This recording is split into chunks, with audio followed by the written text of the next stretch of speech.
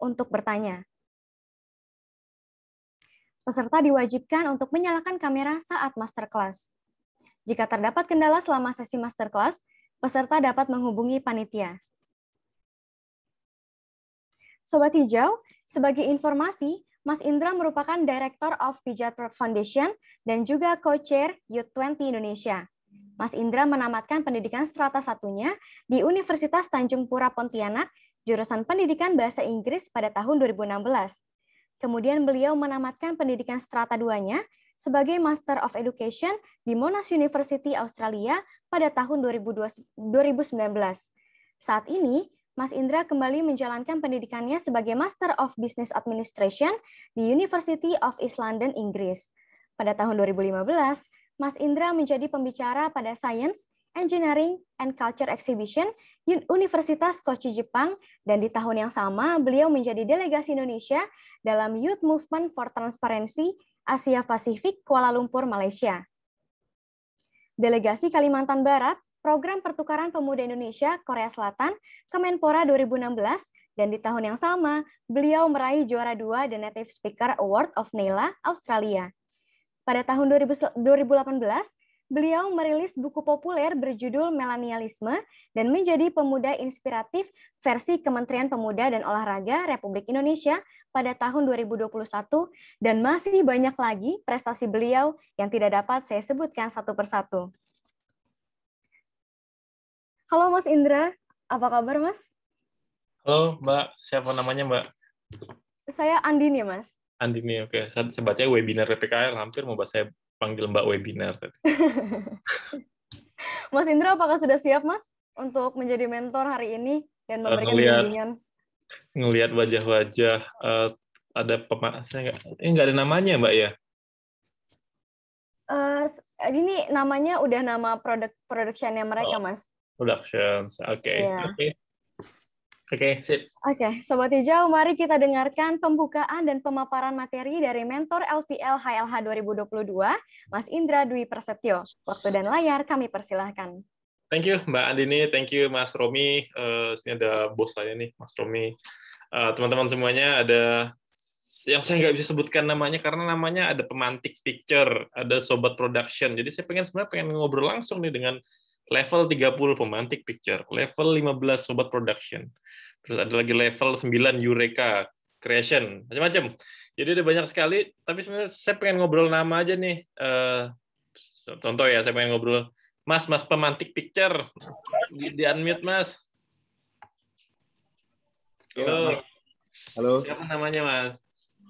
Saya Afis Mas. Afis. Umurnya berapa? Lagi sekolah kah atau apa? Sekarang 24 Mas. 24, siap. Dari sehari-hari ngurusin production? Kalau sekarang sih lagi ada buka usaha aja sih Mas. Usaha apa? Kebetulan saya buka toko bangunan gitu. Mantap. Daerah saya ya. Di mana daerahnya? Di Magelang Mas. Magelang, oke, mantap, top. Ya, yang lain feel free ya untuk di open cam-nya, karena masuk ketampanan Mas Hafiz sendirian gitu kan. Saya butuh ketampanan kecantikan mbak-mbak yang lainnya juga nih. Saya pengen ngobrol juga dengan yang sobat production nih. Halo Mas sobat production. Mas bisa unmute Mas? Iya Kak. Namanya siapa? Ferdinanda Kak. Ferdinanda. Oke, cool. Mas umur berapa? Sekarang sibuk apa? Gimana Kak? Umurnya berapa? Sekarang sibuk apa? Umur 20, sekarang sibuk kuliah aja Kak. Kuliah apa? Jurusan apa? Jurusan teknologi hasil perikanan Kak. Top, mantap. Siap, saya ke Mbak perempuan deh. Termasuk laki-laki terus. Ada siapa ya? Aliansi Production. Pengen ngobrol dengan Mbak Aliansi Production nih. Level 20. Tuh. Bisa nggak di-unmute tuh, Mbak Aliansi Production? Apa nggak bisa? Nggak bisa, saya pindah ke Mbak Wetland. Oh, bisa nih, Mbak Aliansi. Oh, dimatikan lagi. Mbak, halo Mbak. Halo Kak. Ya, siapa namanya? Namanya Azhar Kak. Azhar, lagi sibuk apa? Umurnya berapa? Sekarang umurnya masih 21, sibuk kuliah aja sih. Kuliah di mana? di Politeknik Perkapalan Negeri Surabaya. Oh, Surabaya. Aku Iya. Malang ya, Mbak. Oh iya, salam kenal Kak. Iya, terima kasih. Jadi ini masih muda-muda nih saya tangkap nih, ada yang umur 20, 21, 22, 23, 24. Saya nanya panitia tadi katanya umurnya rentannya dari umur 18 sampai 25, Mas. So, saya tuh lebih seneng ngobrol dengan umur-umur segini. Nyambung gitu loh, masih nyambung. Saya paling takut kalau ngobrol sama tebak umur apa? Umur 14 ke atas tuh. 14, 15 saya takut tuh. 13, saya pernah diundang ngisi kelas SMP. Waduh, keringatan saya. Kenapa? Jok saya nggak nyambung. Jok saya nggak nyambung, omongan saya mereka nggak ngerti. Kayak ini, kakak ini ngomong apa sih gitu. Karena kan anak-anak umur segitu SMP itu kan punya dunia lain ya. Dunia yang kita nggak pernah tahu gitu loh. Mereka sibuk apa anyway. Jadi saya diminta teman-teman panitia bicara tentang how to make impactful video, tapi sebenarnya itu keberatan lah bagi saya, terlalu ribet gitu ya. Saya tuh pengen ngupas sedikit tentang how to make a viral video. Jadi sudut pandangnya yang saya pakai ini sudut pandang marketing. Saya yakin, Hakul yakin teman-teman kalau secara technicalities udah jago lah. Saya nggak pengen meragukan teman-teman yang di production, itu udah jago lah. Megang kamera sambil jungkir balik, sambil kayang juga saya pikir udah jago, teman-teman. Nah, sudut pandang yang saya angkat, sudut pandang marketing. Sudut pandang marketing. Jadi saya selama ini fokus sebagai klien, sebagai pengguna jasa, sebagai orang yang kemudian juga memiliki jasa productions. Saya punya IO juga, bisnis IO juga. Jadi emang saya pengen nge-highlight satu sisi tentang marketingnya. Gimana sih caranya video teman-teman itu dimakan, ditelan oleh orang gitu. Karena gimana pun bagusnya video teman-teman, kalau nggak ada yang nonton, ya gimana gitu kan. Pada akhirnya video harus dikonsumsi. Nah, saya nggak akan berteori-teori ria, nanti saya akan langsung pakpuk aja, nanti kemudian kita discuss apa yang perlu discuss. Saya nggak jago-jago amat kalau soal technicalities, tapi kalau soal marketingnya, yuk kita diskusi bareng-bareng. Saya pikir kita bisa saling isi. Saya bisa share materi saya, Mbak? Bisa, silakan Mas. Sip. Oke, teman-teman semuanya, saya akan sharing tentang storytell your video, how to make it viral. Intinya gimana caranya video teman-teman itu masuk ke teman-teman muda, dikonsumsi oleh anak muda. Video teman-teman itu bisa mempengaruhi orang lain, ya kan? Karena menurut saya video yang bagus adalah video yang ditonton, sesimpel itu. Nggak perlu video budget 2M, 3M, 4M, video ditonton. Orang TikTok kayak sekarang kameranya buruk-buruk gitu ya, kameranya jelek-jelek, tapi sekarang viral tuh, ya kan? Karena pada akhirnya nggak peduli kualitas kamera, nggak peduli kualitas editing segala macam, viral gitu, kontennya dimakan publik. Tentu ada irisan antara technicals dengan marketing, tentu ada irisan. Saya nggak pengen munafik bilang bahwa pada akhirnya kamera yang lebih oke akan lebih oke gitu ya. Saya nggak pengen memunafikan hal tersebut, tapi saya pengen bilang di siang hari ini bahwa it is not enough. You need something more than kamera yang oke. Kamera oke itu something, tapi you need more than that. Oke, nama saya Indra. Sehari-hari saya bekerja sebagai director di sebuah lembaga, Pijar Foundation. Pijar bergerak di isu-isu masa depan. Kantor kita di Jakarta. Dan selain itu saya juga sebagai co-chair di salah satu Y20, itu gerakan site dari G20 Indonesia, dan KLAK juga salah satu mitra kita dalam program-program Y20. Teman-teman semuanya, saya pengen nanya dulu. What do you think about the good video? Apa sih video yang bagus tuh menurut teman-teman tuh apa sih? Saya pengen dengar argumen deh. Video yang menarik, yang bagus menurut teman-teman tuh apa? Ada yang mau komen? Mas Sasono mungkin. Mas Sasono ya, betul ya, Sasono. Siap, Mas. Oh. Mas up, Mas. Saya, Mas. Ya. Oke. Gimana tadi, Mas? Oh, gimana ya? Saya juga lupa. Apa menurut Mas video yang bagus tuh apa? Oh, video yang bagus itu video yang kalau kita nonton tuh kita ngerti gitu, maksudnya dia ngapain gitu. apa yang diceritain dalam video itu. Jadi ngerti ya. Kalau videonya bagus tapi pakai bahasa Rusia misalkan, nggak. Tapi videonya bagus tuh, nggak ngerti. Itu bagus nggak menurut Mas? Dari videonya sih, ya mungkin bagus ya, tapi jadi nggak ngerti gitu. Ini gitu. Ngomongin apa gitu. Uranya doang tahu gitu ya, tapi kalau misalkan tahu gitu ya. Oke, thank you. Ada lagi yang pengen ngasih argumentasi berbeda? Ada 2 slide loh ini orangnya. Maksud itu aja. Yang lain, monggo. Argue. Siapa pengen argue? Mbak Budi Boy. Mbak level 16 Budi Boy Production. Menurut Mbak, video yang bagus itu apa? Kalau menurut saya video yang bagus tuh yang bisa bikin baper. Baper, oke. Baper, nangis gitu ya? Atau penuh semangat gitu ya, mempengaruhi batin gitu ya? Iya, benar. Aduh, kalau video mantan nikah itu bagus nggak? Kan baper juga. Aduh, nggak punya mantan. Nggak punya mantan. Jadi kalau mantannya nikah, walaupun produksinya jelek, tapi baper juga. Itu video bagus. Video jelek. Secara definisi itu bagus loh. Settingnya. Gitu. Oke, thank you, Mbak. Dari Budi Boy Production. Ada lagi satu orang lagi deh. Yuk. Come on, speak up. Nah, itu Mbak Baracita. Monggo. Dari Baracita Production. Izin masuk, izin jawab. Perkenalkan, nama saya Safrina Ramadhani. Mohon maaf masih belum bisa on cam karena sinyal masih kurang stabil. Menurut saya, video yang baik itu dimana ketika kita bisa menyuarakan apa yang ingin kita sampaikan dengan baik, sehingga itu bisa menginspirasi orang lain. Mungkin itu dari saya. Jadi, menginspirasi gitu ya. Kata kuncinya diinspirasi, Mbak ya, dan menyuarakan apa yang pengen kita suarakan. Betul ya, Mbak? Iya, benar, Kak. Oke, jadi kalau misalkan videonya nggak inspiring, tapi sebenarnya secara production oke, itu menurut Mbak masih kurang bagus ya? Iya, kurang ngena gitu. Kurang ngena. Oke, siap. Thank you, teman-teman.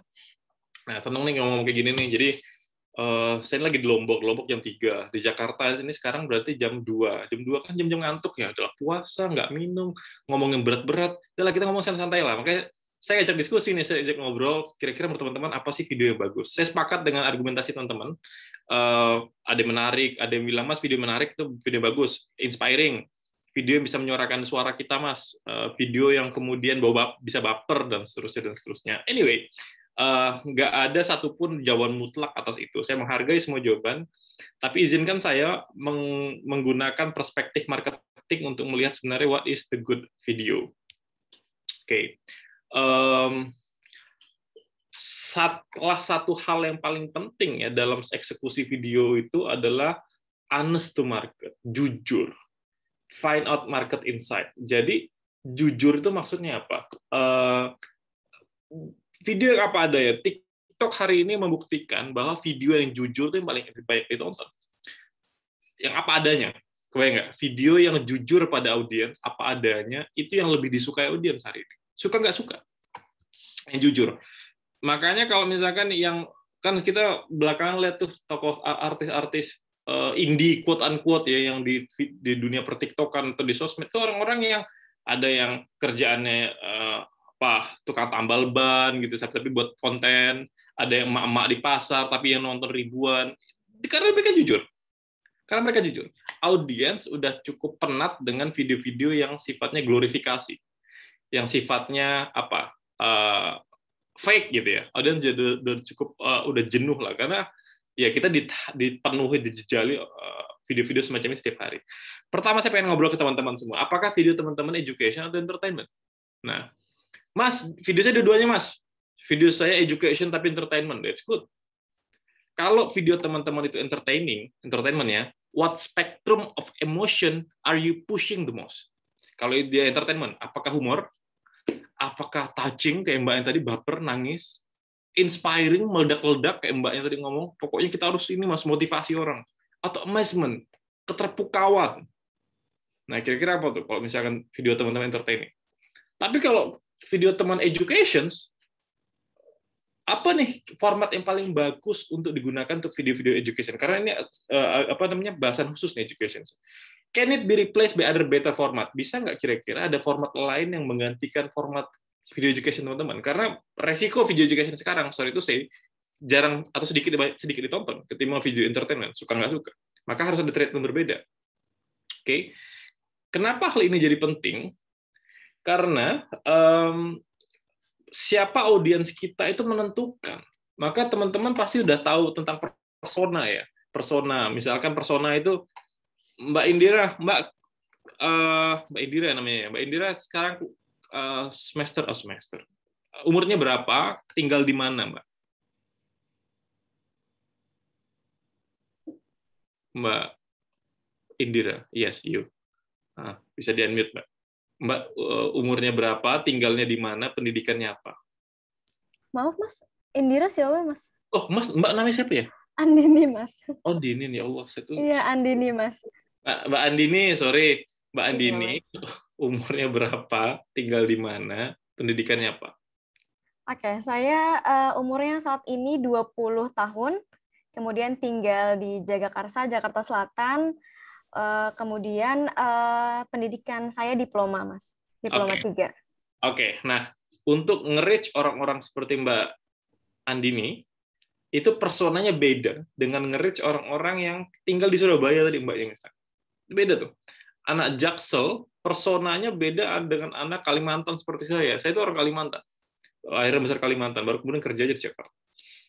Itu berbeda, itu disebut persona. Jadi persona itu ada misalnya umur, bahkan Mbak Andini bacanya apa, apakah bacanya Tempo, atau bacanya mojok.com, atau bacanya kompas.com, atau Republika, itu menentukan seberapa video itu mampu menyasar teman-teman. Jadi, who is audience itu penting untuk secara marketing. Jadi, kalau saya membuat video, yang pertama kali saya sampaikan ke tim adalah video ini mau dimakan siapa. Saya nggak bahas production dulu. Ini mau untuk targetnya siapa? Targetnya harus detail, saya bilang. Bukan cuma anak muda. Enggak, anak muda itu terlalu umum, saya bilang. Anak muda yang tinggal di mana? Di Jakarta, Mas. Oke, Jakarta apa? Rata-rata Jakarta Selatan, Mas. Oke, umurnya kira-kira berapa? Sekian, Mas. Laki-laki atau perempuan? Dua-duanya, Mas. Oke. Ada preferensi hijab atau non-hijab? Nggak ada, Mas. Sampai sedetail itu. Nah, nanti itu yang akan membuat video teman-teman termakan. Nah, how long the best duration for the video? Kira-kira berapa lama tuh? Tergantung, saya bilang. Ada channel-channel yang pendek, ada channel panjang. Tapi khusus anak muda, saya harus jujur bilang, younger audience have lesser attention span. Jadi anak muda tuh paling senangnya tuh nggak suka yang lama-lama tuh, ya kan? Anak muda tuh scroll gitu-gitu. Jadi kalau konteksnya untuk influencing anak muda, saya bilang hindari video-video dengan format lama. Saya bilang format yang panjang, hindari. Kalau kebutuhannya emang untuk anak muda. Nah, dan yang terakhir saya pengen bilang, deliver your message in a very, very simple. Sangat simple, saya bilang. Jadi jangan buat itu yang jelimet suket. Gitu. Tapi simple aja. Simple, jangan jelimet suket. Ya emang saya tahu ini susah, tapi secara marketing ini efektif. Jadi simple, pendek. Wah, itu challenge tuh. Dulu video simple pendek nggak laku. 20 tahun lalu, 30 tahun lalu video simple pendek itu dibuang tuh. Ngapain buat video pendek simple? Sekarang justru itu yang kemudian dikejar. Oke. Nah, how to make it shareable, teman-teman? Gimana kemudian video teman-teman itu viral atau disebar orang, di-share orang. Kan sekarang gitu ya, KPI-nya video itu cara agar tahu video kita dimakan orang adalah orang nonton, orang nyebar kan, nge-share kan video itu. Nah, dalam marketing, people share the video because they can relate, nyambung, relate gitu loh. Kalau dia lagi sedih, ada video tentang sedih, dia nge-share tuh di story, ala-ala supaya mantannya ngelihat. Jadi seolah tahu, oh ini aku lagi sedih nih bro gitu loh. Biar mancing aja gebetannya ngelihat gitu kan, kayak gitu ya. Jadi people share video karena relate.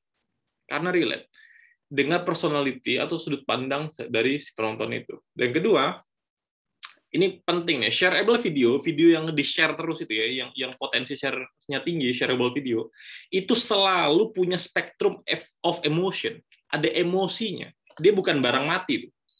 Ada emosinya. Emosinya itu entah lucu, very touching, atau very insightful. Jadi video-video itu yang shareable, yang viral untuk anak muda itu harus ada emosi. Harus ada emosi. Misal, kenapa kemudian video-video kalau orang-orang marah di jalan cepat viral gitu ya? Karena ada emosi tuh. Karena netizen juga ikut marah tuh di komentar. Apaan sih? Bego amat tuh gitu. Kan netizen gitu ya kerjanya. Ada video orang lagi apa gitu, apalah gitu marah-marah gitu, terus direkam sembunyi-sembunyi, netizen marah.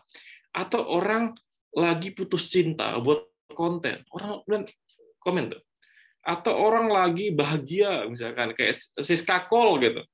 Hai gitu. Sekarang kita buat nasi goreng harga 100 juta gitu kan, very funny ya, kayak nasi goreng 100 juta orang share, lucu. Jadi ada emosi. Kalau misalkan nggak ada emosi, misalkan depan saya ada kopi nih, saya lagi di Lombok beli kopi. Kalau saya cuma jualan kopi ini doang gitu ya, halo guys, ini kopi Lombok, kopi bagus, ini kualitas terjamin, harganya 100.000, ayo dibeli ya, nggak dibeli, nggak ada yang beli. Tapi kalau saya jualan kopi ini, misalkan saya cerita bahwa kopi ini, misalkan umurnya udah 100 tahun nih guys, misalnya, saya asal aja ngomong ya, umurnya udah 100 tahun nih, ada aroma mistik. Kalau kita menyiumnya dalam 5 menit, kita bisa kesurupan karena ada aroma mistik dari kopi ini. Orang jadi tertarik tuh, walaupun orang tahu itu bohong tuh, tapi viral. Atau misalkan airnya, jangan air putih misalkan. Air laut. Wah, karena kita akan coba buat kopi pakai air laut guys, atau air sungai. Nah, karena video tentang sungai itu kan. Kita akan buat kopi pakai air sungai misalkan. Let's kita coba. Ternyata enak guys. Misalkan saya nggak tahu. Kayak gitu tuh, video-video yang semacam itu ada emosinya, ada emosi. Nggak cuma kayak, oke ini sungai nih, ini sungai Kapuas, sungai Mahakam, panjangnya sekian, terpanjang di Indonesia ya. Nobody watch your videos. Tapi kalau kalian mukbang sambil mancing misalkan, nah itu mungkin rame itu. Jadi ada emosinya. Mau dia lucu, touching atau insightful. Nah saya nggak tahu teman-teman membuat videonya nanti seperti apa. Oke. Nah next video organisasi Kak Indra. Saya paham nih Kak Indra, jadi kan video-video yang dikonsumsi publik emang harus yang pendek, simple, ngena nih. Tapi video organisasi gimana Kak Indra? Gimana caranya kita buat video-video semacam itu? Nah, menurut saya, shareable video start with tension, push, penekanan, atau pertanyaan, atau strong statement dalam 5 detik awal. Itu untuk video-video yang shareable lah. Misalkan, 5 fakta unik mantan kamu. Yang pertama ya kan gitu, 5 fakta unik mantan, boleh deh nonton deh gitu. Jadi 5 detik pertama tuh menentukan, misalkan, atau hidden gem yang tidak kamu ketahui di kota Surabaya. Jadi langsung strong tuh, misalkan kalau untuk video-video semacam itu. Atau pakai strong statement. Strong statement misalnya gini. 5 dari 10 anak Indonesia menderita diabetes. Di awal. Orang tuh langsung, wis, serem juga nih. Tentang apa nih?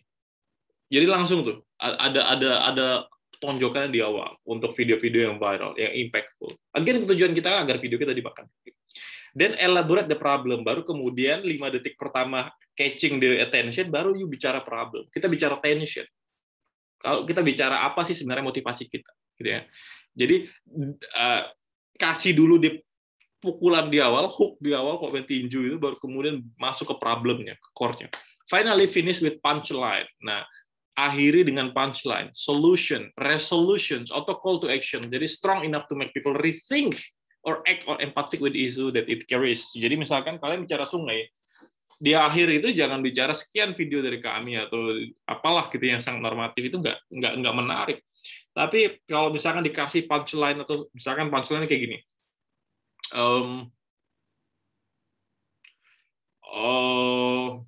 sudah misalkan sekali sudah bercerita segala macam, terus di akhir misalkan videonya punchline-nya, sudahkah kalian menyelamatkan nyawa orang hari ini?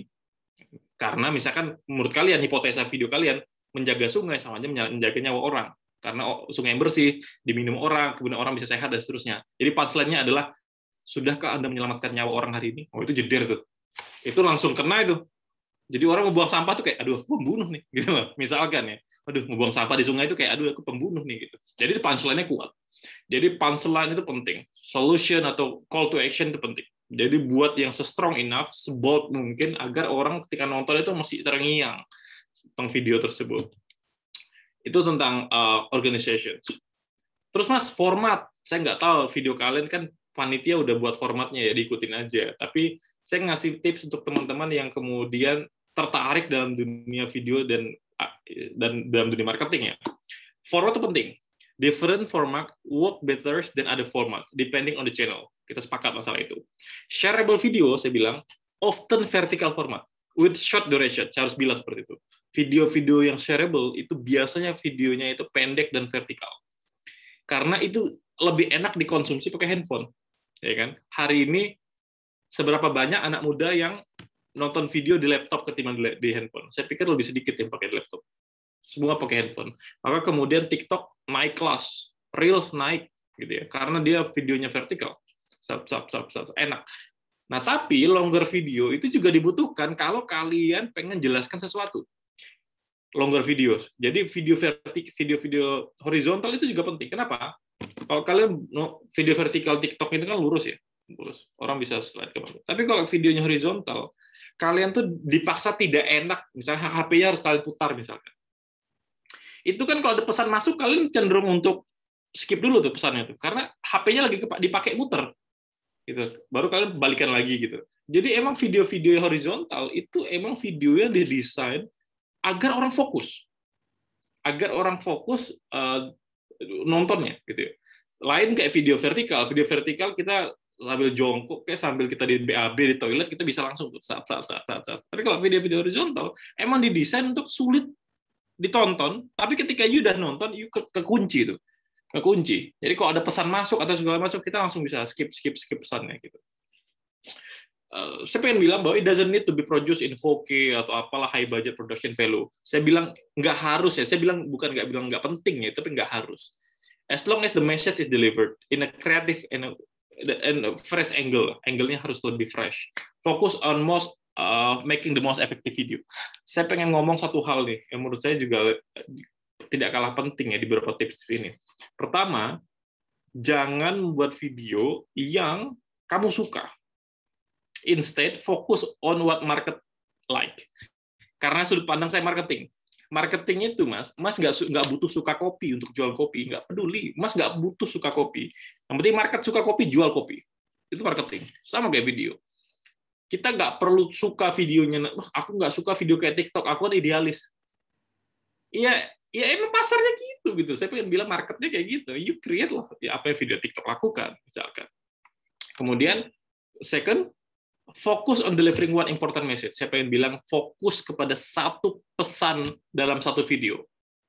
Jadi jangan membuat video dengan pesan 2 atau 3. Orang jadi blurry. Nah, misalkan teman-teman diminta panitia membuat video tentang sungai bagi peradaban. Bawa satu message ya. Misalkan kalau saya yang buat video, misalnya message-nya adalah air sungai adalah darah bagi manusia. Itu message saya tuh. Artikulasinya adalah kalau sungai itu rusak, darahnya rusak, orang akan mati. Tapi kalau air itu bersih, orang nggak buang sampah, darah akan lancar. Peredaran darah akan lancar. Punchline saya akan bilang bahwa mengotori sungai membunuh manusia. Itu agak bold, tapi itu message-nya. Tapi kalau saya gabungkan dengan message lain, jagalah sungai karena sungai adalah darah bagi manusia. Kedua, ikan-ikan di sungai juga bermanfaat bagi manusia. Itu sulit logikakan. Tadi kita bicara darah, sekarang bicara ikan. Kalau sungai jadi analogi darah, ikan analoginya apa? Apa tuh di kulit? Kan susah ya. Jadi orang nggak fokus nih. Ini bicara apa? Sebenarnya bicara tentang jaga sungai atau jaga ikan-ikan di sungai, itu 2 hal yang berbeda tuh, ya kan? Jadi fokus pada satu important message yang pengen teman-teman sampaikan. Nah, ketiga, check if you can explain your video concept in one sentence.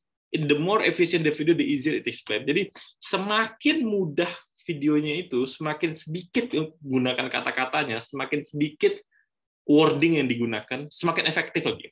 Ingat rumus tadi di awal, the less is more.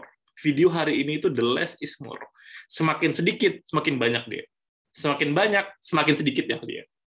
Jadi semakin less is more, itu logika hari ini, agama hari ini. If it is marketing, please make sure to be aware of your audience. Saya bilang, consumer journey itu penting. What is the call to action in the video and what should they do after watching? Jadi kalau pengen jualan misalkan, kalau video itu digunakan untuk influence people untuk beli, ingat consumer journey-nya. Jangan buat orang capek misalkan untuk menonton videonya. Ya simple menurut saya, diupload di sosmed oke. Tapi kalau register dulu untuk nonton video, aduh nggak ada yang nonton. Atau kalian harus sign in dulu untuk nonton video kami, itu nggak ada yang nonton. Gitu. Jadi perhatikan tentang consumer journey. I think that's all. Saya disuruh panitia cuma mau bicara 20 menit. I think it's more than 20 minutes. So this is me, Indra. Teman-teman bisa reach saya di Instagram, di Indra Dwi Prasetyo, or teman-teman bisa cek website saya. Saya sering nulis beberapa hal tentang method dan segala macam di website saya. So thank you. Saya pikir itu Mbak Andi nih. Mungkin kita lebih banyak abis ini ngobrol dan seterusnya. Thank you Mbak Dini. Baik, Sobat Hijau. Terima kasih Mas Indra untuk pemaparan materinya. Dari pemaparan materi yang Mas Indra sampaikan, kita mendapatkan insight bahwa dari perspektif marketing, video yang bagus merupakan video yang jujur dan apa adanya. Dan tentunya audiens itu sangat menentukan kepada siapa pesan akan tersampaikan dalam video tersebut. Namun jika dilihat dari segi marketing, orang-orang yang men-share video adalah mereka yang memiliki keterikatan dengan video tersebut, dan video yang shareable itu harus memiliki emosi, serta tersaji tension, question, atau strong statement pada 5 detik pertama. Sobat Hijau, jika memiliki pertanyaan terkait materi yang sebelumnya dipaparkan oleh Mas Indra, atau ingin berkonsultasi terkait karya dokumenter Sobat, kami persilakan untuk menyampaikan pertanyaan tersebut. Kami berikan kesempatan untuk bertanya maksimal 3 pertanyaan. Pertanyaan tersebut akan langsung dijawab oleh Mas Indra. Silakan Sobat Hijau, jika ingin mengajukan pertanyaan bisa raise hand. Atau jangan nanya, misalnya kalau pengen diskusi. Boleh. Atau Sobat Hijau ingin mendiskusikan karya-karya yang Sobat mau produksi atau sekarang sudah diproduksi, kemudian mau dapat insight lagi dari Mas Indra atau mendapat saran lagi dari Mas Indra, silahkan. Atau pengen curhat kehidupannya juga boleh sih. Open ya Mas, open curhat. Open curhat. Ada yang mau bertanya atau mau sharing ke Mas Indra? Atau mau curhat, ada kendala? Ini lagi tahap production video ya Mbak ya sekarang ya? Iya betul Mas, saat ini sudah masuk ke dalam tahap production video. Sobat, ada yang ingin disampaikan kepada Mas Indra? Ini mumpung Mas Indra ada di sini loh. Oh, ini ada Mas dari Muhammad Fazlur Rahman Abdur, silahkan. Selamat siang Mas Indra, mohon maaf tadi aku telat masuknya Mas. Begini Mas, aku itu biasanya... apa? Oh iya, sorry. Nama saya Arul Mas, dari LVL 08, kelompok 8, Brompton Studio. Terus tinggal di mana? Aku tinggal di Surabaya, di Sidoarjo. Oh, jangan ngaku Surabaya Mas. Jauh. Ikut Mas. Ya. Cimahi dengan Bandung itu beda. Enggak bercanda. Enggak, umur berapa? Sekarang sibuk apa? Umur saya 19 tahun. Sekarang lagi fokus bikin video, terutama di dokumenter sih. Oke. Ikut kompetisi nasional. Oke, full time berarti. Video produsernya full time berarti. Atau nyambi kuliah? Nyambi kuliah juga. Kuliah di mana? Semester di berapa? ITS semester 2, desain interior. Desain interior, oke. Cool, sip. Monggo Mas, gimana? Gini Mas, aku itu kadangkala itu dibikin, kan sering ikut lomba Mas. Nah, yang bikin aku kalah itu Mas, keseringan itu karena aku fokus di visualnya. Rata-rata pesannya itu tidak tersampaikan. Lah, kalau dari sampean itu visual itu memang nggak sebegitu pentingkah Mas kalau di dokumenter gitu Mas? Apakah yang paling penting memang isinya Mas? Gitu. Oke. Pertama untuk yang video di KLHK ini dokumenter atau gimana nanti videonya nih? Dokumenter Mas formatnya. Oke. Oke, saya pengen nunjukkan satu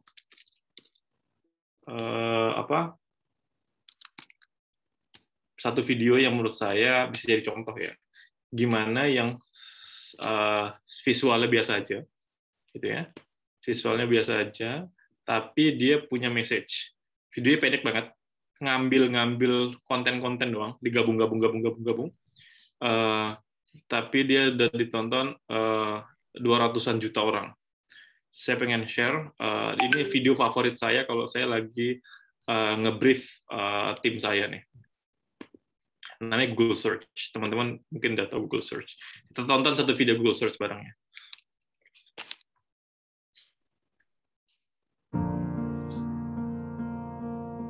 This year has been extremely challenging for me. I am broken. And I am healing. I'm here at the memorial wall. I wanted to do something to remember my mum. For some reason, I'm having anxiety. Obviously, it's normal with everything that's going on right now. I think I'm gonna take a break for a while. You can get through it, and if you can get through it, there's a greater reward on the other side. Just like anybody else, I'm just trying to do my little part to try and save my community. I'm just really excited we're back open. And I am smiling under my mask. Incredible scenes on the day the fans came down. Welcome back to the theater. You guys, it's been so long. You're looking at yourself in the mirror and you're just like, there I am. Be your best. Never, ever, ever stop dreaming. I don't care what they tell you. We, the jury, in the above entitled matter as to count 3, find the defendant guilty. I am proud to be Asian. We are not drowning, we are fighting. We cannot keep quiet about climate injustice. No action is too small. We just have to band together as a community and get people's lives back.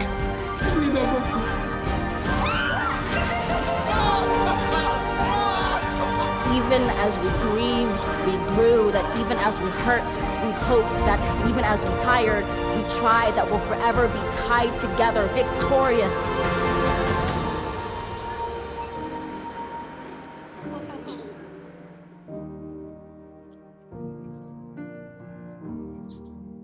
Oke. 2 menit videonya. Pendek, saya nggak tahu di teman-teman nanti patah-patah apa nggak lihatnya, tapi kalian bisa search aja di Google Search. Video 2 menit. Setiap tahun Google itu buat Google Search. Setiap tahun Google itu buat Google Search. Apa yang dicari orang paling banyak di seluruh dunia, kemudian dijadikan video oleh Google. Dan itu cuma ngambil cuplikan. Saya pengen bilang cuma ngambil ya. Tapi yang nonton 200 juta. 200 juta. Dan emosinya tuh dapat banget. Nanti kita akan cek lagi satu video, itu kan tadi 2021. Nanti kita akan cek nonton lagi video di 2020, di mana pandemi awal. Kita akan lihat gimana cara Google mengeksekusi pandemi itu. Kita lihat. Jadi kita lebih banyak sharing-sharing gini aja ya. Nanti saya akan jelaskan gimana caranya itu bisa terjadi. Saya coba Google Search 2020.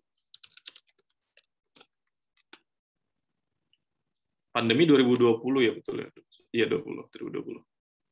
Oke, saya akan putar Google Search. Dia ditonton 240 juta. Videonya 3 menit. Again, cuma potongan-potongan seperti biasa. Google Search selalu potong-potongan. Dia nggak pernah spesifik ngambil khusus gitu. Mbak Adi, ini videonya nggak patah-patahkan ya kalau di laptop Mbak Adi?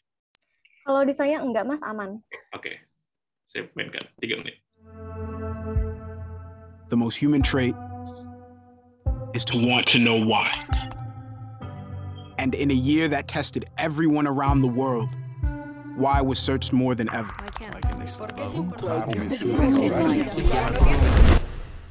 The spread of the coronavirus has passed a significant milestone. And while we didn't find all the answers, we kept asking. Some questions inspired joy, others excitement. Life in the bubble. Woo! Yes. Yes.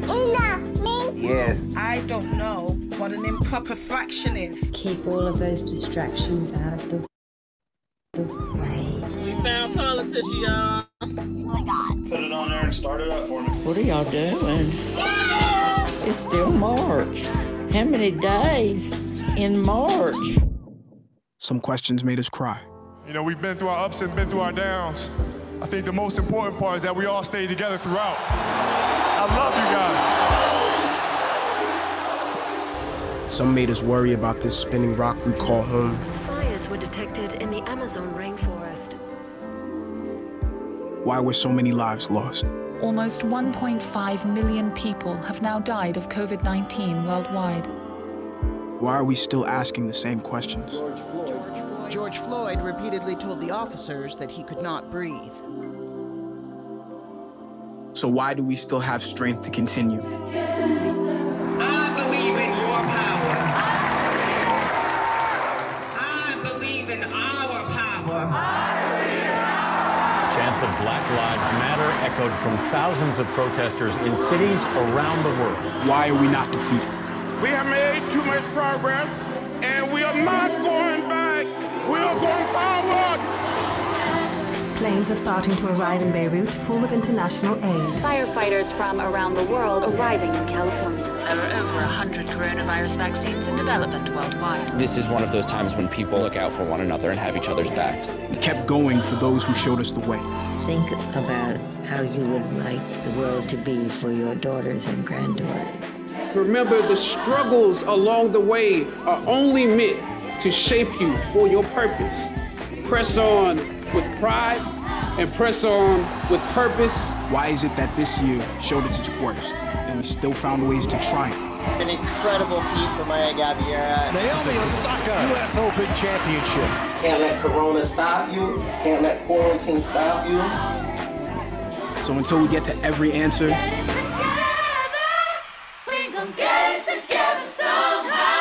we're still searching. Oke. Ya kebayang ya pola-pola video Google Search ya. Jadi pertanyaan Mas tadi Mas, secara visual bagus nggak visual tadi? Maksudnya jelek? Biasa sih. Aja, secara visual ya biasa aja. Teman-teman bisa buat video yang lebih hebat, ya naga terbang apa segala macam. Saya yakin teman-teman bisa itu buat kayak gitu. Tapi kenapa video YouTube tadi tonton 200-an juta orang? Karena ada message di situ. Ngerangkum sebuah video ngerangkum sebuah search selama setahun jadi videonya pendek itu sulitnya minta ampun. Di situ dia bicara tentang ketika coronavirus datang, ketika orang karantina awal-awal, emak-emak ngajarin anaknya gitu kan. Kita ingat dulu kan 2 tahun lalu emak komplain gimana cara ngajarin anak saya nggak tahu gitu-gitu.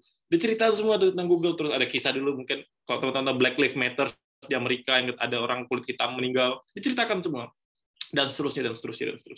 So saya pengen bilang bahwa pada akhirnya menurut saya kualitas video itu nggak perlu yang magnificent, nggak perlu yang wow. Yang penting story-nya. Saya pengen bilang penting story-nya. Dalam sudut pandang marketing, penting story-nya. Karena story yang oke itu bisa dikonsumsi apapun jenis videonya. Tapi sebaliknya, videonya bagus tapi nggak ada story-nya, nggak ada dongengnya. Saya penggunaan kata dongeng ya. Orang jadi malas tuh nonton. Nah, jadi saya pengen bilang ke Mas Muhammad Fazrul, Muhammad lah namanya. Arul gitu aja Mas. Apa? Arul gitu aja. Nah, Muhammad Fazrul dipanggil Arul. Oh yaudah, Mas Arul, saya pengen bilang ke Mas Arul bahwa yes, betul. Kenapa? Saya nggak tahu siapa jurinya kemarin. Tapi maksud saya gini, kalau emang Mas sadar bahwa Mas kualitas video saya bagus Mas secara grafis, tapi kemudian kalau Mas Arul ngerasa storytelling-nya kurang dapet atau ceritanya nggak ada, mungkin ini saatnya Mas Arul untuk sedikit shifting nih. Nggak mengurangi kualitas video, tapi menambah muatan ceritanya, dongengnya. Itu yang kemudian membuat cerita itu dikenang. Misalkan di samping saya ada Al-Quran. Kenapa cerita penyembelihan Nabi Ibrahim pada anaknya itu sampai ribuan tahun diulang-ulang terus tuh setiap tahun? Kenapa? Karena dongengnya. Coba nggak ada dongengnya tuh. Maksudnya jangan dianggap dongeng, maksudnya dongeng ya, tapi ada ceritanya gitu loh. Bercerita, dan semua kitab suci menggunakan metode cerita dan impact-nya luar biasa. Nah, kita lupa tuh bahwa kitab suci kita dulu menggunakan semua narasi dan bercerita. Di agama Nasrani misalkan ketika Yesus disalib itu ceritanya luar biasa tuh. Dicambuk segala macam, kemudian disalib segala itu cerita, dan ratusan ribuan tahun tuh bertahan tuh cerita. Nah, saya pengen bilang teman-teman semua, tanpa cerita, tanpa dongeng, tanpa narasi, video itu hanya jadi tontonan. Tapi kalau dengan cerita, video itu akan jadi omongan orang, akan jadi bahan omongan yang akan terus diomongkan terus gitu loh. Saya pikir itu sih Mas Arul. Gimana menurut Mas Arul? Sangat menjawab Mas. Ya.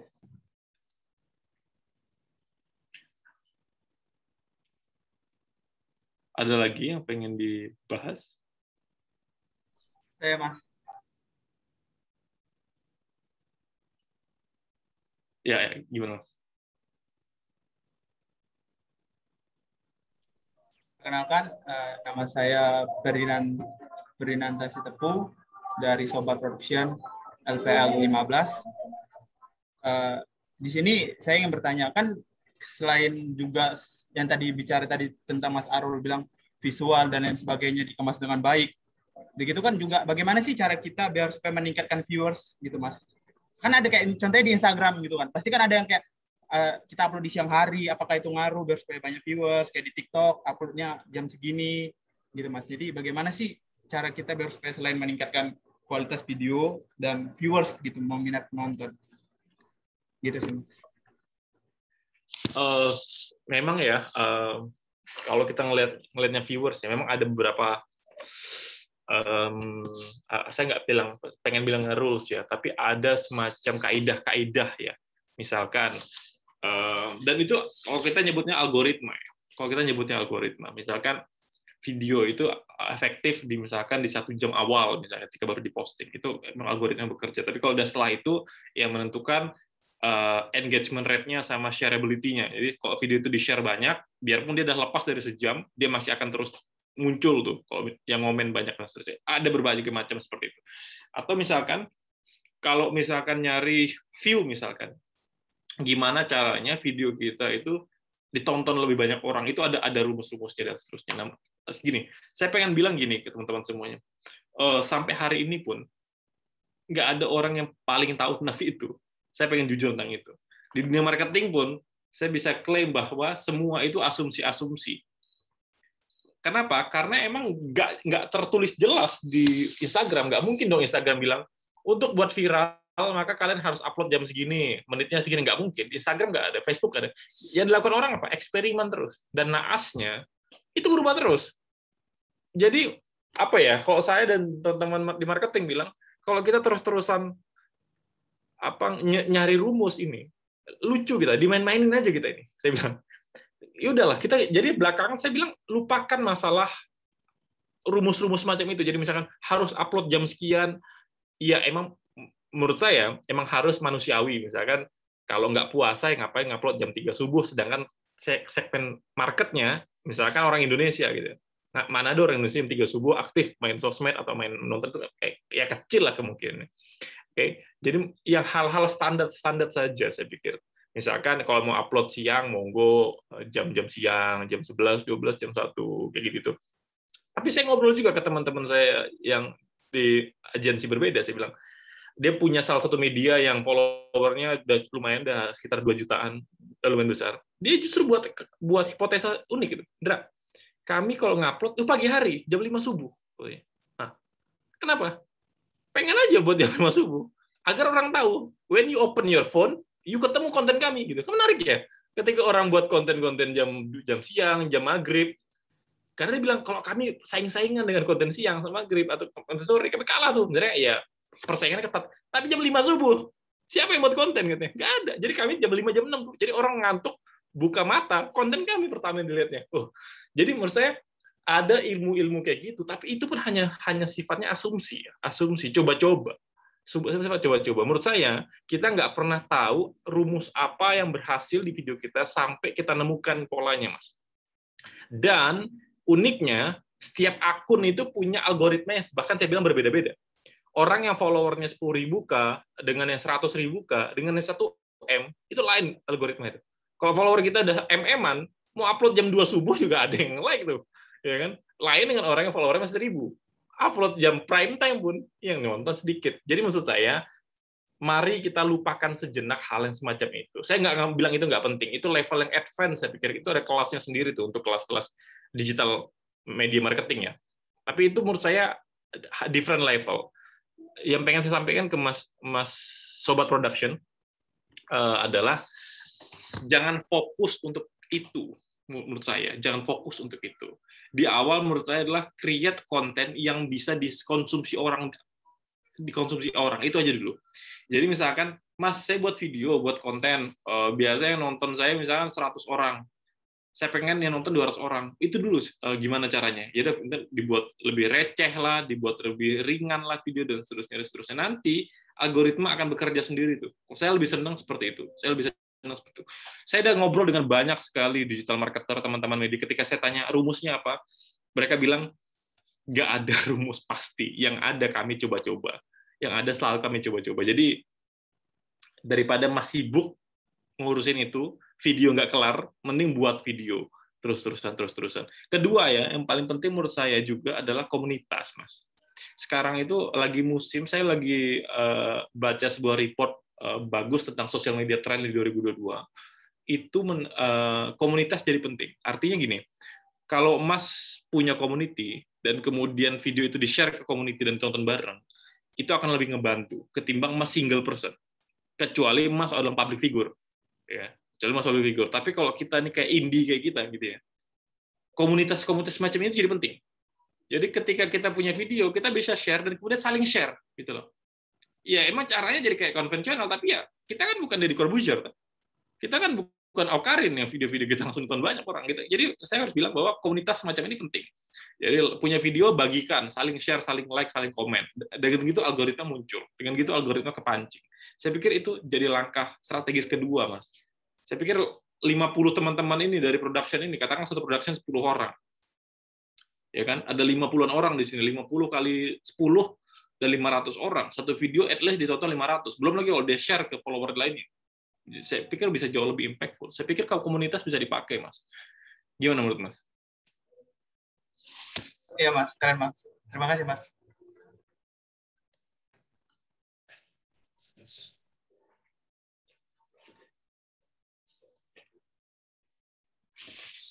Silakan kalau ada yang mau disampaikan lagi kepada Mas Indra. Pertama ada dari Arul, mau tanya lagi Arul atau mau ada yang didiskusikan, silakan. Mau nanya lagi nih, Mbak. Silakan. Mas, kalau bagaimana sih kalau dari sampean kerangka berpikirnya tentang membuat sebuah ide film itu, Mas? Misal ada satu case lah, gimana sih kerangka berpikirnya biar itu jadi film yang menarik gitu, Mas? Intisarinya. Misal ada sungai nih, kita mengulik yang mananya itu, sampean kerangka berpikirnya biasanya gimana, Mas?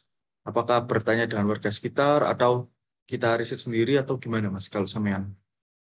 Terima kasih. Oke, ada satu formula yang sering saya pakai dalam melakukan inovasi-inovasi kreatif. Pertama, starting from the end. Mulai dari akhir, bukan mulai dari awal. Mulai dari akhir itu maksudnya apa? Misal, kopi, lagi-lagi saya pengen kopi, kan depan saya ada kopi. Di sekitar kalian ada kopi. Kalau kalian mulainya dari awal, atau starting from the early, kalian akan ngeliat ini kopi. Yang gimana cara kopi dibungkus, buat brandingnya, segala macam. Saya belakangan ngebalik ide itu. Semua aktivitas saya yang strategik, saya balik tuh, jadi starting from the end. Mulailah dari akhir. Maksudnya, mulai dari hilir tuh. Contoh, kalau misalnya kopi, saya akan mikir, kalau saya jadi pembeli, saya akan beli kopi kayak gimana? Oke, saya akan nyari kopi yang seperti apa? Saya akan nyari bungkus yang kayak gimana? Yang kemudian saya akan beli.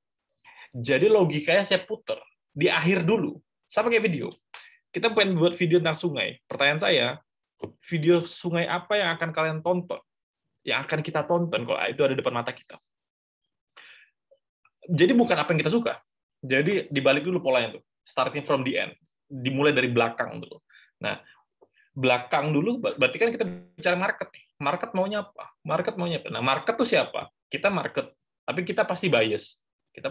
Karena apa? Kita yang mau buat juga gitu kan, pasti bias. Tanya 5-10 orang. Validasi ke 5-10 orang.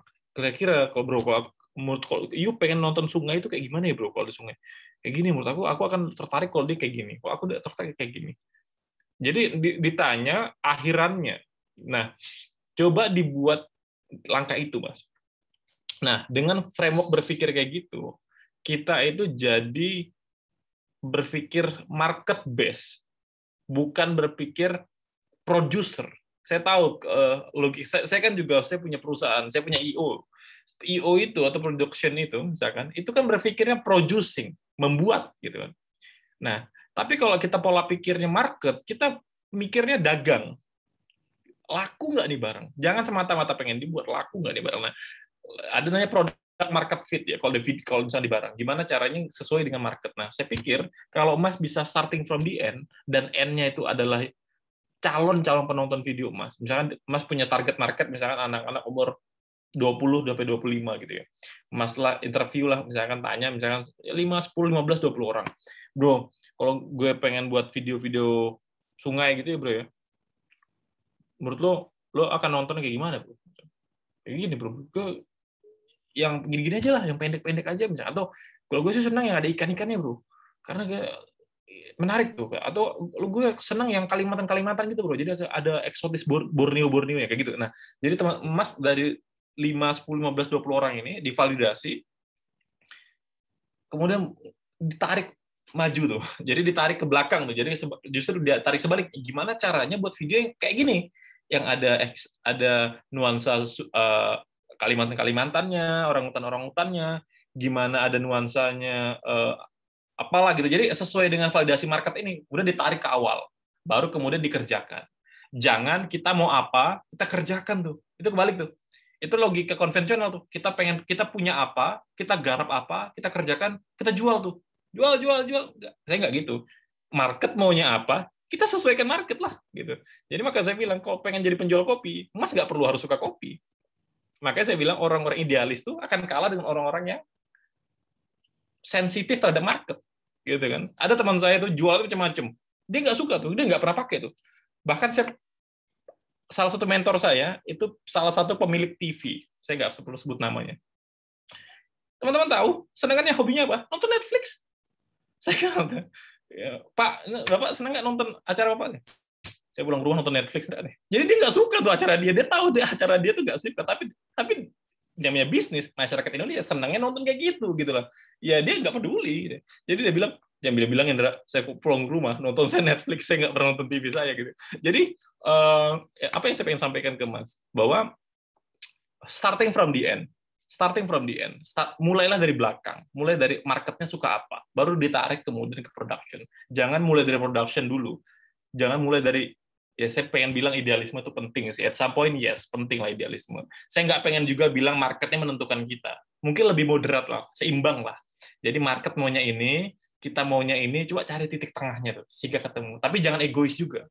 Jangan egois juga kayak, aku nggak mau tahu, pokoknya videoku ini paling bagus menurutku ya.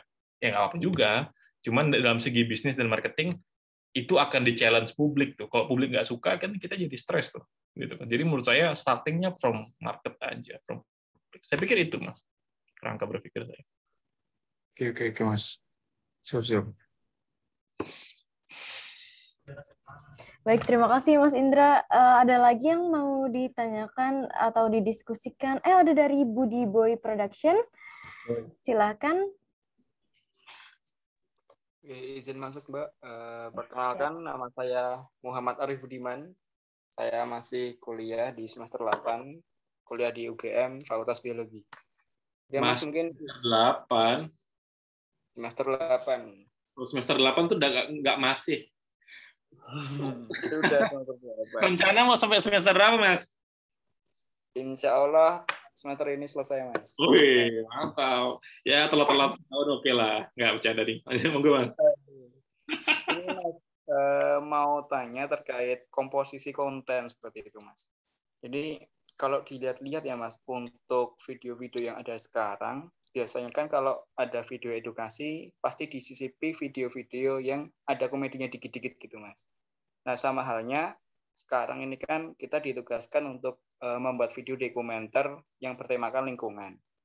Nah, nanti kalau kita melihat pasar di antara tahun di antara umur 20-25 tahun itu kebanyakan orang suka dengan entertain atau bahkan suka dengan komedi, tapi ada juga yang harus kita masukkan yaitu sisi scenerinya, sisi lingkungannya seperti itu. Nah, menurut Mas itu nanti komposisinya mungkin berapa persen gitu Mas? Mungkin sisi entertain-nya berapa, terus sisi pesan yang kita masukkan berapa, sisi lingkungannya berapa. Terus untuk pertanyaan kedua mau tanya terkait media Mas. Untuk sekarang ini antara media Instagram, TikTok sama YouTube itu yang paling ngena di masyarakat itu yang apa Mas? Seperti itu.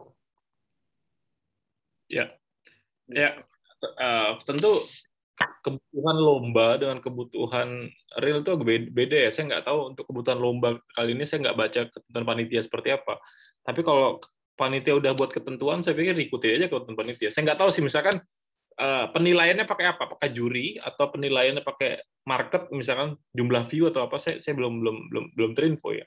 Tapi kalau misalkan pakai juri gitu ya, pakai juri, saya pikir kan market view jadi nggak begitu relevan tuh, karena yang nilai nanti juri bukan market kan. Nah kalau ini nilai juri, menurut saya lebih cenderung untuk masukkan unsur-unsur profesionalisme dalam video tersebut. Artinya lupakan market dulu. Yang penting quality of the productions, storytelling adalah videonya. Dua itu menurut saya paling penting. Kalau misalkan ini juri ya. Jadi storytellingnya dapat, konten videonya dan secara quality videonya itu masih terjaga. Saya pikir dua itu udah cukup tuh untuk satisfying the judges ya. Karena bicara apa namanya substansi, at some point bicara saya pengen bilang yang paling penting itu kalau juri itu 3 ya. Pertama substansinya, kedua production-nya, quality-nya, dan yang ketiga storytelling-nya, dongengnya. Saya pikir 3 itu paling kunci itu kalau kemudian apa namanya video-video lomba ya.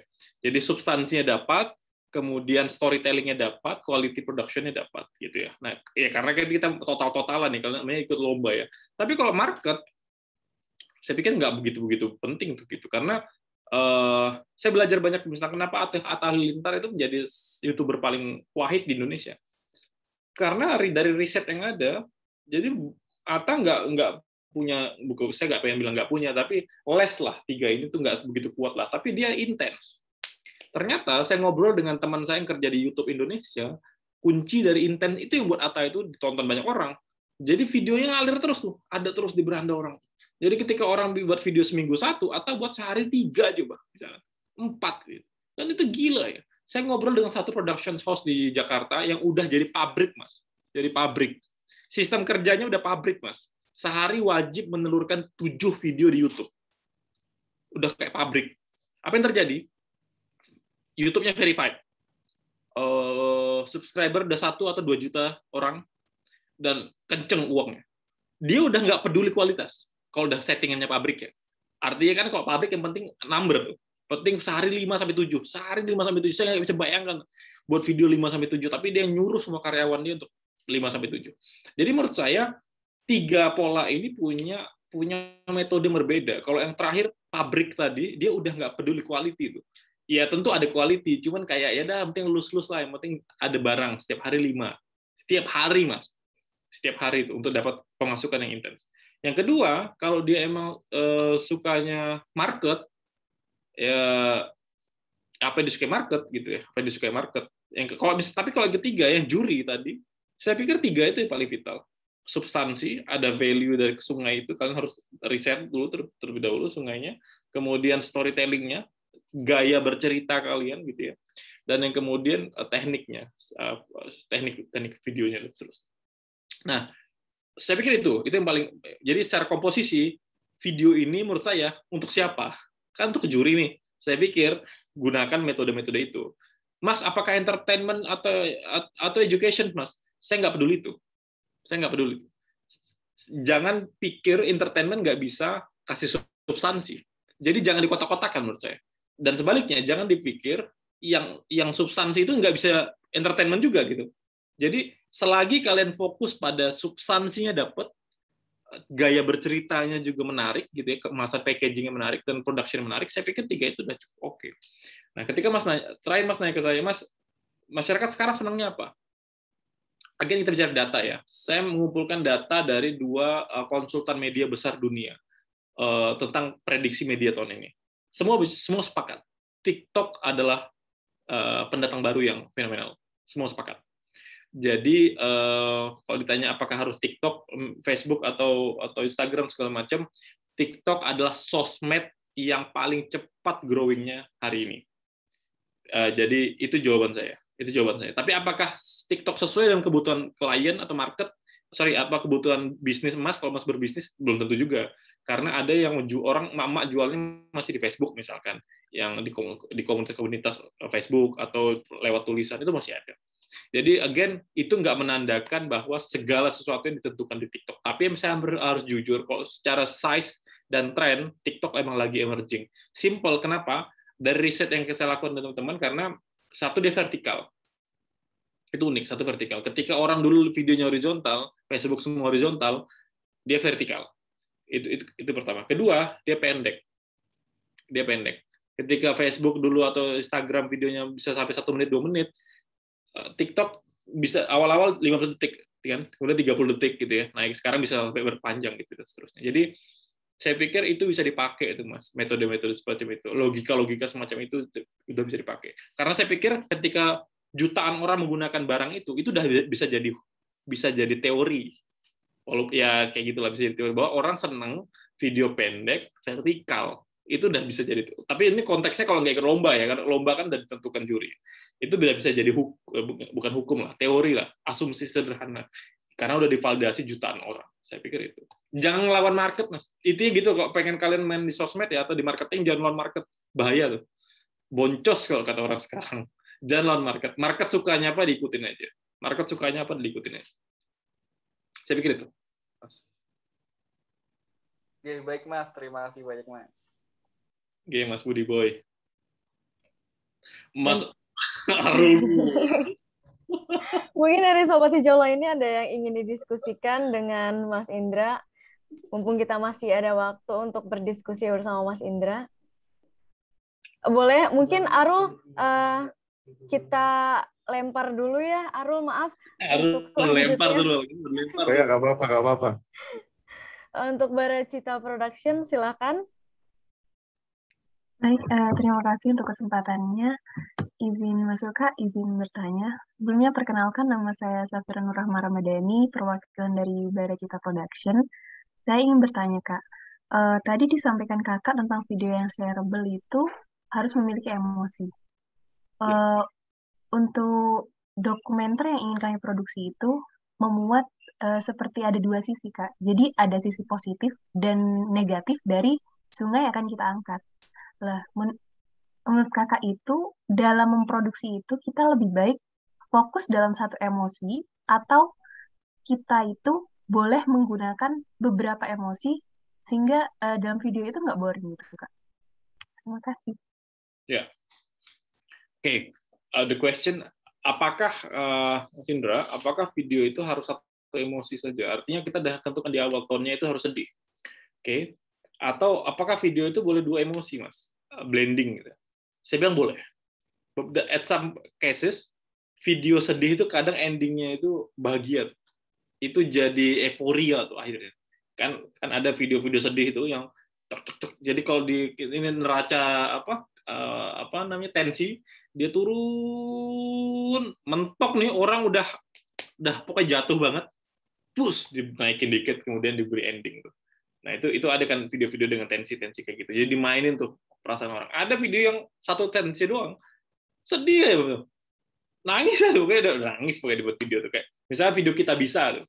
Kita Bisa tuh sering buat video-video dengan tensi yang sedih tuh. Sedih, kemudian empati. Call to action-nya adalah yuk donasi ke Bapak ini yuk. Yuk kita patungan untuk membantu adik kita yang ini yuk kayak gitu. Itu Kita Bisa tuh.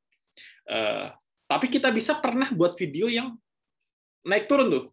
Yang naik turun. Jadi sedih, kemudian dibantu gitu, kita bisa membantu, kemudian terbantu. Ini jumlah orang yang dibantu. Jadi kita senyum tuh, oh ternyata akibat donasiku orang udah pernah punya ini, jadi terbantu. Jadi mix and match emosinya ada. Tapi apapun itu, video-video itu harus punya emosi, Mbak. Gini, positif negatif itu bukan emosi. Positif negatif itu substansinya. Misalkan saya bilang mencemari sungai adalah perbuatan buruk, itu bukan emosi. Itu bukan emosi. Tapi kalau Mbak bayangkan orang misalkan kita ngambil shoot sungai yang terdampak banget misalkan ya, yang kotor banget, yang ikan-ikannya mati gitu, tapi ada orang yang masih mau makan ikannya gitu misalkan ya. Saya nggak tahu ada apa enggak, tapi saya ambil contoh aja misalkan. Itu baru emosi. Itu baru emosi itu. Orang jadi ada iba, seriusan ada orang. Misalkan di India ya. Di India itu ada sungai, ada pemakan jenazah, ada tahu. Jadi sungai Gangga itu kan kalau orang meninggal itu dilempar ke sungai Gangga itu dianyutkan. Tapi ada satu sekte di India itu yang makan daging itu. Jadi yang bangkai-bangkai itu emosi tuh, ngaduk emosi. Ya saya kita nggak mungkin se-ekstrim itu ya, karena sungainya di Indonesia. Tapi maksud saya adalah positif dan negatif. Kalau Mbak menampilkan positif itu belum emosi. Itu belum emosi. Tapi kalau Mbak menunjukkan si negatifnya itu dengan rasa iba, itu baru emosi. Gitu. Misalkan Mbak pengen ngomong tentang buang sampah ya. Itu belum emosi. Gimana caranya orang itu emosi? Jadi misalkan sampahnya itu dibuat sedemikian rupa, misalkan sampai ke perut manusia misalkan. Jadi sampahnya ngalir gitu ya, kebayang sampahnya ngalir, kemudian ada ikan, kemudian makan di sekitar sampah, ikannya terkena merkuri, orang mancing, mancingan dimasak, dimakan, dan kemudian orang secara nggak langsung makan sampah. Mbak pengen bilang kayak gitu. Itu emosi. Itu emosi. Jadi itu mungkin Mbak yang bisa saya sampaikan. Jadi it's okay punya dua emosi. It's okay punya dua emosi, tapi ya itu tadi. Dinamikanya mungkin nggak dicampur ya. Mungkin nggak dicampur di blending, tapi dimainkan dinamika. Entah bahagia dulu kemudian sedih, atau sedih dulu kemudian bahagia. Kalau emang tone-nya positif negatif tadi. Kayak gitu. Atau gimana menurut Mbak gimana? Atau menurut teman-teman deh, saya pengen argumentasi teman-teman. Menurut teman-teman gimana? Ada yang mau ngasih masukan?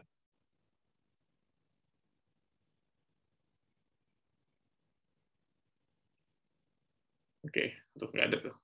Emang kalau puasa tuh lapar, aus gitu. Saya lihat muka-mukanya itu muka-muka aus semua nih. Aduh, kayak 3 jam lagi buka gitu loh. Nggak gitu sih. Paling itu ya. Gimana menurut Mbak tentang dinamika tensi tadi dan kemudian possibility untuk menggabungkan dua emosi tadi? Menurut Mbak gimana? Izin masuk, saya cukup mendapat gambaran dari Mas Indra, karena sesuai rencana awal, karena kita ambil positif negatif, di negatifnya mungkin ada beberapa pihak yang dirugikan. Jadi mungkin emosinya lebih setnya. Tapi di satu sisi ada mungkin karena sungai ini lebih bisa dijadikan wisata air gitu, Kak. Dimana nggak jarang-jarang di daerah lain. Jadi mungkin untuk orang-orang kota yang menganggap sungai yang dekat sama sawah itu kuno apa ya, jadi kayak orang desa, ini malah mereka jadi ikut main di sana, jadi have fun. Jadi saya ngerasa pengen menggabungkan itu gitu, Kak. Kalau mungkin ini, Kak, mungkin ada tips buat menggabungkan dua emosi itu, titik tertentunya tuh harus bagaimana gitu, Kak? Oke, ada sebuah teori itu, kalau saya belajar drama itu, sampai mentok tuh titiknya, sampai kita rasa dia jadi klimaks. Sampai klimaks, kemudian di anti klimaks kan. Kalau dia harus sedih, sampai klimaks sedihnya sampai apa? Kalau musik tuh biasanya yang jeng jeng jeng jeng jeng jeng jeng, itu klimaks tuh. Ya kan? Jadi klimaks dibuat anti klimaks tuh. Dibuat patah tuh, ceprai patah. Ternyata bahagia. Atau ya kayak gitu. Jadi kapan saya nggak tahu tentunya kapan, karena tergantung videonya, tapi sampai menurut kalian kalau emang dibuat di dua itu sampai klimaks menurut saya. Kalau emang gitu, ya, karena saya takut kalau kemudian digabung-gabungkan, saya nggak tahu ya, saya belum pernah bereksperimen dengan dua emosi kemudian beriringan, karena susah. Sedih dan bahagia jadi satu tuh nggak mungkin. Gimana cara saya menikmati video yang sedih tapi juga bahagia gitu? misalnya ada 2 orang gitu ya, 2 set, misalkan satu video, tapi kita ada kayak 2 frame, yang kecil, yang ini anak kecil yang miskin, yang ini anak kecil yang kaya, misalkan ya. Jadi kehidupannya sama nih, mirip. Mereka pulang sekolah, jalan, yang ini makan makanan ayam, ini makanannya nasi, kan bisa dibuat gitu ya, beriringan jalan segala macam. Tapi tetap message-nya nggak mungkin double tuh. Message-nya pasti kalau nggak ngambil si ibanya, yang miskinnya, atau kita bersyukurnya, pasti ada satu message. Kalaupun bersyukur itu masih kena rasa ya. Iba itu dan bersyukur juga jatuhnya emosional gitu. Masih satu rasa lah dengan rasa sedih gitu. Jadi kayak, oh ya kita bersyukur gitu, ternyata kita masih bisa makan. Kayak masih satu rasa. Tapi saya nggak bisa bayangkan ada 2 rasa tuh. Jadi Mas senang tapi sedih tuh. Gimana tuh? Mau nangis tapi mau ketawa tuh, itu saya nggak bisa bayangkan tuh. Itu agak sulit tuh. Saya pikir dibuat klimaks itu mungkin oke, atau dibuat kayak tadi logika tadi yang anak kecil misalnya tadi, ini kaya sih miskin, setnya dibuat sama gitu ya, dia pulang sekolah, tidur segala macam, tapi dikontradikkan, tapi satu angle emosi yang mau diambil tuh sebenarnya sama, satu gitu. Jadi nggak 2. Itu bisa dipakai. Jadi positif negatif, tapi kemudian angle itu masih sama. Saya pikir itu juga masih bisa dipakai. Gitu. Saya pikir gitu, Mbak. Baik, Kak. Terima kasih atas masukannya. Mungkin dari Sobat Hijau lainnya ada yang ingin didiskusikan? Atau mau Arul aja nih yang ngomong, yang diskusi lagi? Mungkin kesempatannya untuk Sobat Hijau lainnya, kalian masih punya kesempatan. Masih ada waktu sekitar 30 menit lagi. Kalau nggak ada, aku nanya aja, Gak? Boleh silakan Arul. Mbak Indira, saya mohon maaf. Saya Iya, Mas. tiba-tiba tadi ada diminta meeting jam 3 oleh kantor. Nggak apa-apa, gini. Kalau misalkan Mas Arul terakhir, boleh. Jadi, boleh, Mas. Silakan, Mas. Iya, boleh. Oke. Mungkin ini aja, Mas Indra. Yang aku tahu selama ini kan kalau dokumenter kan kayak distribusinya itu kalau di aku pribadi itu untuk bisa menghasilkan, kalau bisa bicara menghasilkan itu biasanya dari lomba dokumenter. Kalau nggak gitu ya dari perorangan yang ingin dibuatkan biografi tentang dirinya. Nah, sedangkan aku kan kepinginnya kalau di dokumenter kan bisa bergabung dengan PH, kemudian ikut andil dalam sebuah film layar lebar. Nah itu gimana ya Mas ya proses kesananya? Soalnya cari di sosmed pun juga nggak ada, kayak open recruitment itu nggak ada gitu. Biasanya kemana Mas ya? Biar kita bisa masuk ke sana itu. Kita itu maksudnya Mas oh, ya, maksud saya aku. Arulnya kan. Mas Arul tuh lagi bertanya karir intinya ya. Mas, karir kami itu kan berkarir sebagai seorang ini nih dokumenter. Gimana karir kami gitu kan, ceritanya gitulah. Gimana cara agar kami terlibat dalam. Emang ya saya harus jujur ya, dunia kreatif ini paling abstrak nih. Nggak cuma kalian. Desain juga abstrak tuh. Desain tuh abstrak. Di Jakarta misalkan, saya tahu Jakarta kaget ya. Satu desain sosmed itu teman-teman. Itu harganya itu bisa 1 juta sampai 2 juta tuh. Pusing nggak tuh? Pusing saya tuh. Gimana caranya itu? Saya balik dari Australia, kemudian ke Indonesia itu ke Jakarta, saya kerja di Jakarta. Kemudian saya kerja di sebuah perusahaan, terus perusahaan itu menghandle satu vendor lah untuk sosmed. Dan dia menghargai satu postingan itu 1,5 juta. Shock saya bilang. Hah? Satu postingan 1,5 juta, saya bilang. Kan desain doang, saya bilang. Maksudnya saya pengen bilang desain doang, walaupun saya tahu itu nggak doang ya, karena kan dia harus ngeriset segala macam.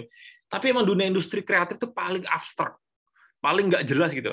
Ada kadang dapat murah banget, ada nggak dapat mahal banget. Di kasus yang murah banget, saya misalkan pernah pakai vendor tertentu di daerah tertentu, dia ngargain satu poster saya itu cuma 75.000. Saya marah, Mas. Kamu tuh gimana mau kaya, saya bilang 75.000. Ya terus berapa Mas? 500 saya bilang. Jadi sayang klien, saya ngasih duit karena saya kasihan kayak mahasiswa lah. Kayak Mas Irul, mahasiswa semester 3, karena dia nggak enak. Saya nggak enak Mas ngasih harga mahal, bilang. Saya bilang nggak ada, pokoknya satu postermu saya ke harga 500.000 saya bilang. Saking saya tahu di Jakarta poster itu bisa 2 jutaan. Kayak gitu lah logikanya. Nah, sama kayak Mas berkarir tuh gimana ya? pengalaman saya yang ngerekrut teman-teman kreatif itu emang selalu di belakang layar. Selalu di belakang layar. Nah, ada 3 kunci saya pikir kalau teman-teman pengen stand up dari kerumunan ini. Pertama, kalian punya karya, itu dulu lah, satu. Jadi kalian punya karya, portfolio kalau bahasa saya. Oke. Kedua, kalian aktif di sosmed. Oke. Perkuat personal branding Mas Arul. Jadi ketika orang bilang Mas Arul, orang tahu, oh Arul yang buat video itu ya? Nah, gitu loh. Jangan ketika orang Arul yang mana ya? Ada yang kuliah di itu loh, ITS. Gimana ya? Nah, orang masih nggak kenal tuh, brandnya nggak kuat. Tapi kalau Mas Arul tiap hari nggak harus tiap hari buat konten ya, tapi misalkan nge-branding, misalkan buat tips dan triknya di TikTok gitu ya, tips ngomongin konten, tips buat video segala macam pakai kamera. Nah, itu brandnya kuat tuh. Nah, itu akan stand up tuh di antara ribuan yang lain. Di antara ribuan yang lain.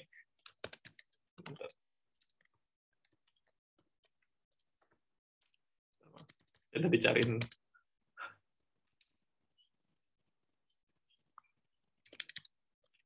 Oke, nah, saya mana tadi deh? Oke, pertama, you punya barang, oke, portfolio. Kedua, punya aktif di sosmed, memperkuat branding, oke.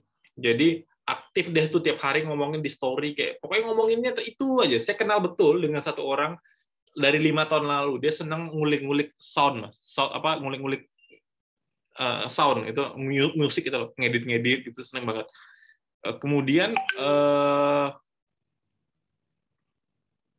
dia diundang ke Australia tuh karena dia ngedit musik tradisional tapi digabungkannya dengan musik-musik DJ elektro gitu loh. Kemudian diundang di salah satu kampus Australia dan sekarang dia kerja di Jakarta tuh. Dia jadi musik makernya Holy Wing. Kita tahu kan Holy Wing kan lagi viral banget. Dia tuh orang yang saya kenal dan dia dari daerah, Mas. Jadi kerjaannya sekarang yang buat musik-musik DJ Holy Wing tuh dia tuh kayak. Ya, menurut saya nggak ada yang tahu gitu loh. Tapi branding dia udah kuat dari dulu. Dari dulu tuh kerjaan dia tuh kalau ngonten buatnya ya sound-sound gitu, buat lucu-lucuan gitu. Pokoknya tips-tips gimana caranya musik ini. Jadi dan itu emang butuh waktu. Mungkin 5-6 tahun yang lalu saya kenal dia anak desa yang datang ke Australia karena saya kuliah di Australia, saya ketemu dia dari saya lupa Bojonegoro or something gitulah. Tapi sekarang dia dari Jakarta dan ya, udah kaya gitu. Dia betul-betul udah profesional. Nah, maksud saya adalah ya itu Mas. Jadi branding satu pertama punya barang, kedua punya branding, nah yang ketiga paling penting nih. Punya kenalan. Nah, orang dalam. Enggak, ini jujur, saya pengen bilang, ini rumus untuk bisa sukses. Satu, punya barang. Kedua, ngerti caranya jual barang, artinya di sosmed gitu ya. Yang ketiga, punya kenalan, punya networks. Nah, Mas Fazrul, coba aktif di komunitas. Dan kemudian aktif di komunitas nasional, Mas. Jadi misalkan ada lomba-lomba gini, gitu ya, dari KLHK, aktif ikut, dan nggak cuma ikut. Coba mintain kontak satu-satu, Mas. Ngobrol dengan mas-mas yang lainnya. Berkoneksi. Tukeran LinkedIn. Udah punya LinkedIn belum? Belum. Ada LinkedIn tapi nggak aktif. Adanya website sih, Mas. Nah, nggak ada LinkedIn tapi nggak aktif. Kalau ada LinkedIn, oke gitu lah. Bertukar LinkedIn gitu lah. Nah, 3 itu yang menurut saya selalu ajarkan ke teman-teman mahasiswa atau anak-anak muda, cara sukses itu 3 itu. Punya barang. Satu, kalian harus pintar dulu. Punya barang. Artinya, kalau you jago nulis, you harus punya novel, misalkan. Kalau you jago video, you harus punya produk video, dan seterusnya, dan seterusnya. Kedua, you ngerti gimana cara jualan tuh barang di sosmed. Gunakan sosmed itu untuk brandingmu. Saya bilang, gunakan sosmed untuk brandingmu. Buat orang tuh top of mind-nya ketika ngomongnya Arul, ya video. Ketika orang ngomongnya Arul, itu video. Dan sebaliknya, ketika orang pengen buat video, ngasihnya ke Arul. Gitu loh. Aku ada project video nih, ke Arul lah. Gitu loh. Jatuh-jatuhnya kan uangnya gitu, untuk Mas Arul. Nah, ketiga, networks, Mas. Coba aktif bergaul di komunitas, belajar dengan para mentor-mentor yang jago gitu ya, saling belajar, saling terkoneksi. Insya Allah rezeki biasa dari situ, Mas, biasanya. Karena emang saya tahu dunia kreatif ini agak ini, Mbak Andini, agak abstrak, nggak kayak dunia profesional kayak misalkan berkarir di BUMN, itu kan jelas tuh lowongan BUMN gitu. Tapi kalau videografer nih emang agak sulit, tapi sekali take tuh mahal gitu lah. Saya sekarang lagi garap satu video satu menitan gitu. Saya minta 5 vendor untuk garap. dari harga 17 juta sampai 250 juta, itu ada semua vendor nawarkan harga segitu. Jadi saya bilang, waduh, dunia kreatif ini memang kita nggak bisa bilang murah mahal, semua itu sangat subjektif. Jadi kalau Mas Irul bisa bertahan di ini dan kemudian brandingnya oke, saya pikir itu bisa jadi batu loncatan yang bagus, Mas Irul. Iya Mas, makasih Mas masukannya. Udah aku catat semua. Ya. Thank you, Mas Irul. Baik, terima kasih Mas Indra, Arul, dan Sobat Hijau yang sudah bertanya.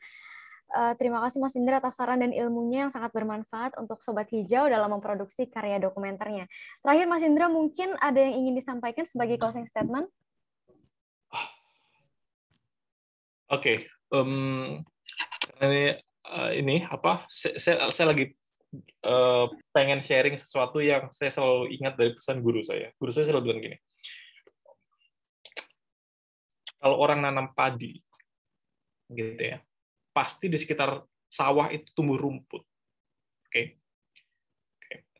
Tapi pernah nggak kalian lihat orang nanam rumput di belakang rumah, tiba-tiba tumbuh padi? Pernah nggak? Nggak pernah.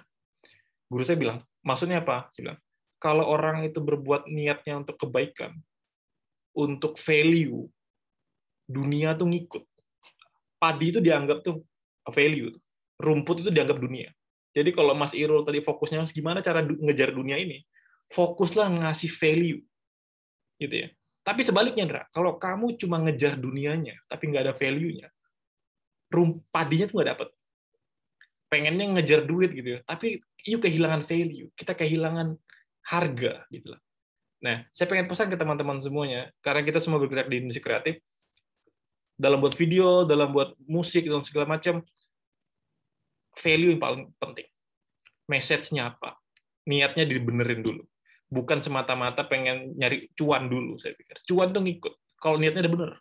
Tapi sebaliknya, kalau niat kita nyari cuan aja, gitu ya, tapi videonya nggak punya message, videonya nggak punya value, ya kita kayak kering tadi. Kita kayak nanam rumput yang berharap padi tumbuh. Gitu. Jadi saya pikir, good luck untuk teman-teman semuanya. Saya tahu masih muda, masih banyak waktu yang tersisa gitu, gunakan ini untuk kayak nanam padi aja.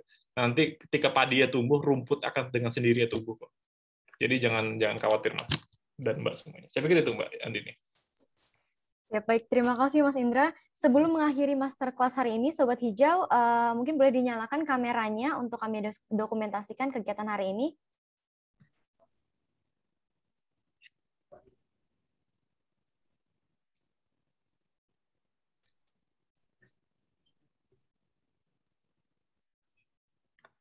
Mikrofon kita pilih dan satu.